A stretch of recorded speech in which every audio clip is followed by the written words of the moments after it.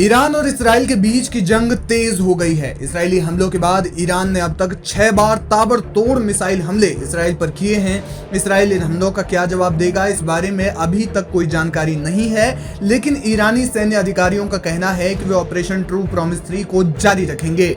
इसी बीच दावा किया जा रहा है कि ईरान ने इसराइल की न्यूक्लियर साइट्स को हाइपरसोनिक मिसाइलों से निशाना बनाया है। जी हां, इजरायली समाचार चैनल 12 की रिपोर्ट के मुताबिक इजरायली शहर की बस्तियों और कब्जे वाले शहरों में चेतावनी सायरन बजने के बाद एक मिसाइल ने दक्षिणी तेल अवीव में एक रणनीतिक स्थल पर हमला किया। माना जा रहा है कि ईरान ने इजराइल के डिमोना परमाणु संयंत्र पर हमला किया है। दरअसल इसराइल ने जब तेहरान पर हमला किया तो इसके कुछ ही घंटों के बाद रात में ईरान ने इसराइल पर 100 से ज्यादा बैलिस्टिक मिसाइलें दागी। इस हमले की तस्वीरें भी सामने आई। इसके तुरंत बाद अल नकाब रेगिस्तान, जिसे नगेव के रूप में भी जाना जाता है, उसमें प्रभाव की रिपोर्ट सामने आने लगी। आपको बता दें कि अल नकाब रेगिस्तान में इसराइल का डिमोना परमाणु केंद्र है। इसके अलावा रणनीतिक इसराइली हवाई अड्डे और इसराइल का सैन्य स्थल भी है। शुक्रवार देर रात को तेल अवीव और अल नकाब रेगिस्तान दोनों पर हमला हुआ। Centre for strategic studies and international relations के निदेशक आमिर मौसवी ने अल मायादीन चैनल को बताया कि ईरानी मिसाइलों में से एक ने तेल अवीव में एक परमाणु अनुसंधान केंद्र पर हमला किया। ऐसे में अगर ये दावा वाकई सही है तो इसराइल के लिए ये एक बहुत बड़ा झटका साबित हो सकता है।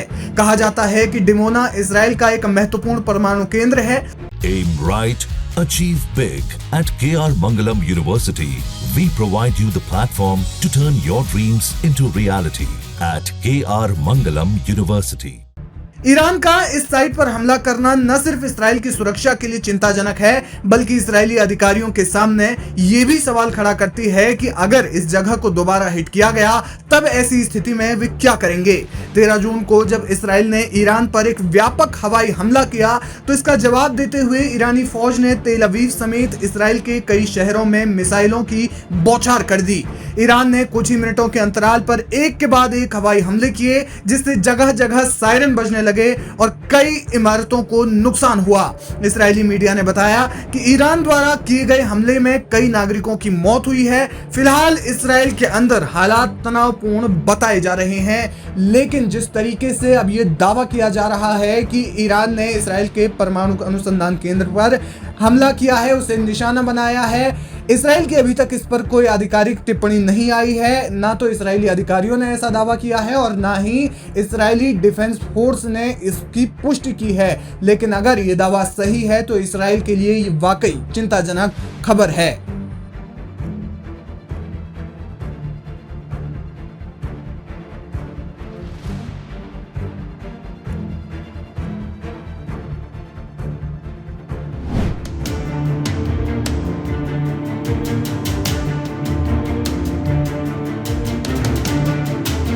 नमस्कार, आप देख रहे हैं लाइव हिंदुस्तान। मिडिल ईस्ट में इजराइल और ईरान के बीच तनाव अपने चरम पर जाता हुआ नजर आ रहा है। 13 जून 2025 को जहां इजराइल ने ईरान के परमाणु संयंत्रों और साथ ही कई सैन्य ठिकानों पर हमला किया, जिसमें ईरान के टॉप कमांडर और कई वैज्ञानिक मारे गए, तो वहीं इसके जवाब में ईरान ने बीती रात इजराइल की राजधानी तेल अवीव सहित कई अन्य शहरों को बुरी तरह दहला दिया।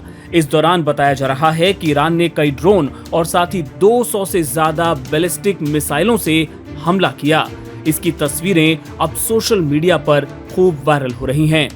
एक तरफ अमेरिका जहां इजराइल के समर्थन में खुलकर खड़ा हो गया है, तो वहीं अब दुनिया की दूसरी बड़ी शक्तियां भी अपनी अपनी पोजीशन लेती हुई नजर आ रही हैं। इनमें 2 शक्तियां यानी चीन और रूस अब ईरान के पक्ष में जाते नजर आ रहे हैं। आपको सबसे पहले बताते हैं कि ईरान के दोस्त चीन ने इस हमले को लेकर क्या कहा है।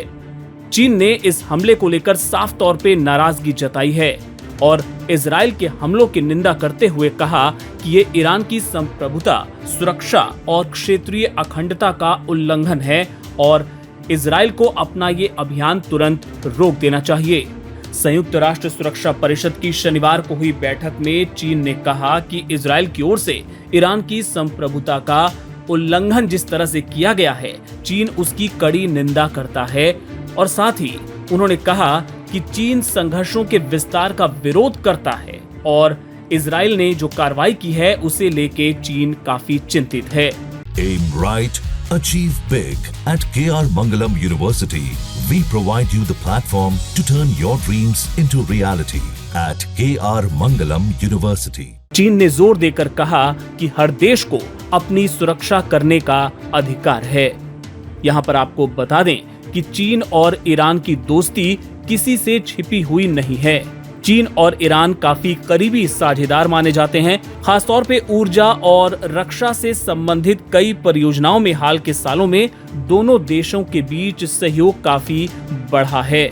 अभी कुछ दिन पहले ही ये खबर लाइव हिंदुस्तान ने आपको दिखाई थी, जिसमें ये बताया गया था कि ईरान ने चीन को हजारों टन बैलिस्टिक मिसाइल सामग्री का ऑर्डर दिया है और तभी से ये माना जा रहा था कि ईरान को इस बात का एहसास है कि आने वाले वक्त में इजराइल उस पर बड़ा हमला कर सकता है। ऐसे में उसे इस तैयारी के रूप में देखा गया था। वहीं दूसरी तरफ बात करें रशिया की, रूस की, तो वो भी ईरान के समर्थन में उतर आया है। ईरान पर इजराइल के हमले को उसने अकारण बताया है, यानी बिना वजह का बताया है। इसकी कड़ी निंदा करते हुए रूस ने कहा है कि इससे क्षेत्र में तनाव जो है वो खतरनाक ढंग से बढ़ सकता है, जिससे रूस चिंतित है। रूस के विदेश मंत्रालय ने एक बयान जारी किया है और उसमें कहा है कि हम पश्चिमी एशिया में तनाव के खतरनाक ढंग से बढ़ने पर बड़ी चिंता व्यक्त करते हैं। हम 13 जून की रात को संयुक्त राष्ट्र चार्टर और अंतर्राष्ट्रीय कानून का उल्लंघन करते हुए इजराइल की ओर से की गई सैन्य कार्रवाई की निंदा करते हैं। इसके अलावा रूस ने दोनों पक्षों से संयम बरतने का आह्वान किया, जिससे तनाव न बढ़े। रूस ने अपने बयान में कहा कि हमारा ये यकीन है कि ईरान पर हमले की योजना बनाने और उसे अंजाम देने वाले लोग जो भी स्पष्टीकरण दें, ईरानी परमाणु कार्यक्रम के इर्द गिर्द कोई भी समझौता सैन्य बल से नहीं हो सकता। इसे केवल शांतिपूर्ण राजनीतिक और कूटनीतिक तरीकों से ही हासिल किया जा सकता है। आपको बता दें कि जिस तरीके से चीन और रूस ने ईरान का समर्थन किया है, उसके बाद इस तरह की आशंका बढ़ गई है कि अगर ईरान और इजराइल के बीच सैन्य टकराव आने वाले वक्त में बढ़ता है तो ये विश्व युद्ध की संभावना को मजबूत कर सकता है। यहाँ पर आपको ये भी बता दें कि रूस दरअसल ईरान को हर तरह की सैन्य सहायता देता रहा है। दोनों देशों के बीच इसे लेकर काफी सहयोग होता रहा है।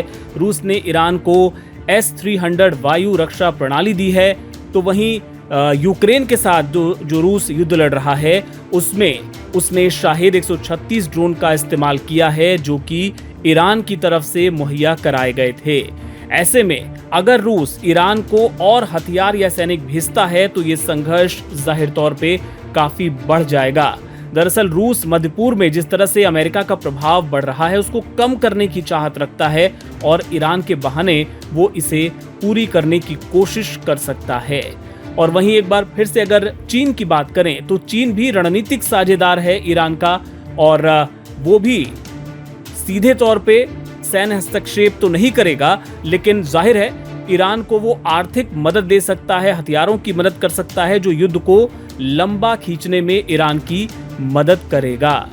अगर अमेरिका और इजराइल का गठबंधन मजबूत होता है तो चीन मध्य पूर्व में अपने तेल और गैस के हितों को सुरक्षित रखने के मकसद से ईरान के साथ खुलकर खड़ा हुआ नजर आएगा। इससे जुड़े और भी अपडेट्स आपको हम आगे दिखाते रहेंगे। आप देखते रहिए लाइव हिंदुस्तान।